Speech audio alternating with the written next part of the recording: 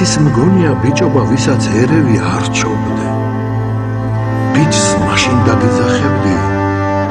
რომ სხვის დამრჩოლსას წამოვდე მითხარ ვის უთქვამ ბიჭობა დამჩაგვრელებსას წყალობდე აბა ბიჭობა ის არის დაჩაგრულთათვის წყალობდე არც რა ბიჭობა ეგ არის მაძღარი ხმღერდე ჰკალობდე თავი მოქონდე სხვებზე და დამის გამო გუცხვარობდე გოსნობას არ ვისაცლიდე